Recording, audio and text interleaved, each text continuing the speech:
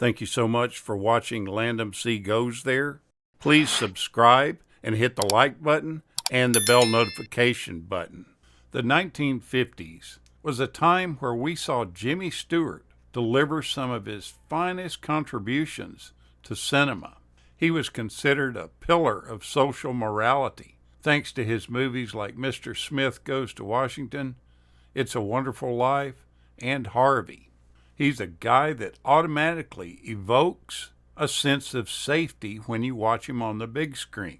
He is someone who almost always played a good man, but he knocks himself out of the ballpark with Otto Preminger's Anatomy of a Murder, in what I consider his very best role, and also what I think is one of the best movies ever made. He brings across an abundance of layers to defense attorney Paul Beegler. The storyline for the film goes that in Iron County, Michigan, Stewart's character has a limited legal practice and spends his newfound time fishing and playing jazz piano. However, with the assistance of an alcoholic-aged colleague and former lawyer friend Parnell McCarthy, and his no-nonsense secretary, they decide to take the case of Army Lieutenant Frederick Manny Mannion, who is charged with the murder of local bar owner Barney Quill. Stewart's character realizes that he will have an uphill battle because Mannion doesn't remember the actual act of shooting Quill, but he acknowledges that he did indeed kill him. That killing which was prompted by Quill's alleged assault on Mannion's wife. There is no physical evidence of that act beyond his wife's black eye and other signs of physical abuse. This assault may be a big problem for Beegler, as the wife is a seductive woman who many may consider the instigator of an extramarital liaison. Beegler instructs Mannion not to tell a lie to him or in court, but he still plans on getting Mannion off on the charge and having Mannion plead not guilty. In court, he faces the unknown in the form of Judge Weaver, along with the current district attorney, but also the bulldog of an assistant attorney general named Claude Dancer. The inspiration for the film came from an act that happened on July 31st, 1952, when Lieutenant Coleman Peterson shot and killed Maurice Chenoweth in Big Bay, Michigan. That trial started on September 15th, 1952, and the jury deliberated for 4 hours before returning a verdict of not guilty by reason of insanity. Jimmy Stewart, throughout his role in the film, conveys his calculated intelligence with a sneaky underhandedness that's as brilliant as it is mildly uncomfortable.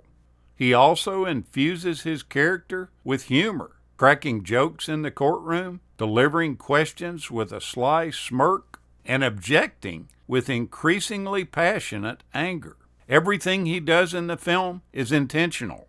Stewart uses his drawl and country boy demeanor to win over the witnesses, the judge, and the courtroom spectators.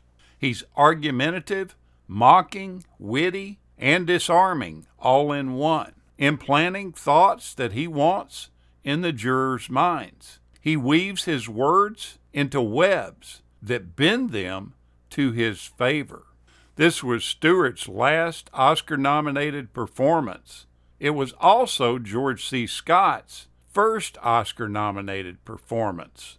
The part of the judge was offered to both Spencer Tracy and Burl Ives, but it instead went to Joseph H. Welch, who was a lawyer in real life who had represented the U.S. Army in the televised Army McCarthy hearings in 1954.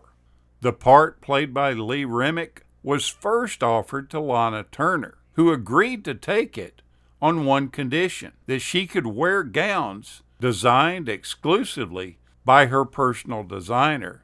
When director Otto Preminger objected that such gowns just weren't suitable for that role, Turner ended up turning the part down.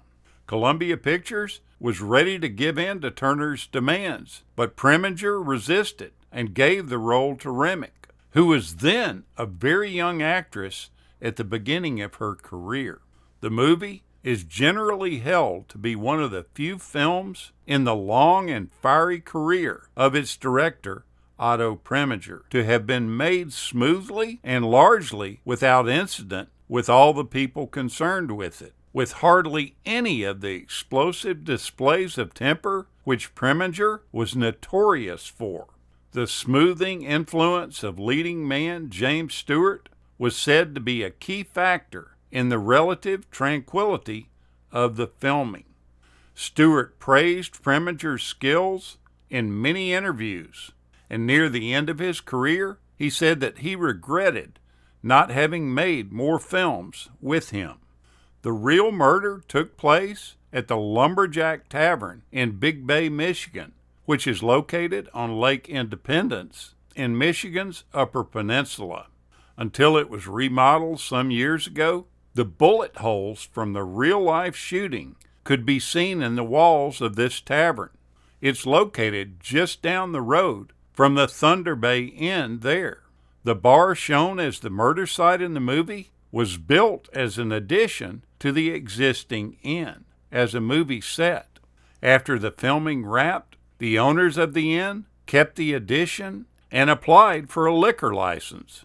The inn and the bar are a popular destination location for many visitors because of the history and memorabilia there for the murder. The defendant and his wife actually lived in the trailer park there on Lake Independence. George C. Scott's character, Claude Dancer, mentions that he learned a French word for panties while serving overseas in the war. Now, this doesn't sound like a big deal today, but saying that word on the big screen was a hard sell. And there are about 5 or 6 other words that had never been used in a movie before that are used in this film. The censors ended up letting most of them pass by because the production argued that these were words that were used in court in a normal trial setting. But at that time in cinema, you just couldn't say them. This film uses the actual language of the assault that occurred, which was tough on the ears to the average public at that time. Do yourself a favor and go back and watch this fantastic film. This is one of my favorite of all time. Thank you so much for watching, and we'll continue to chase the classics.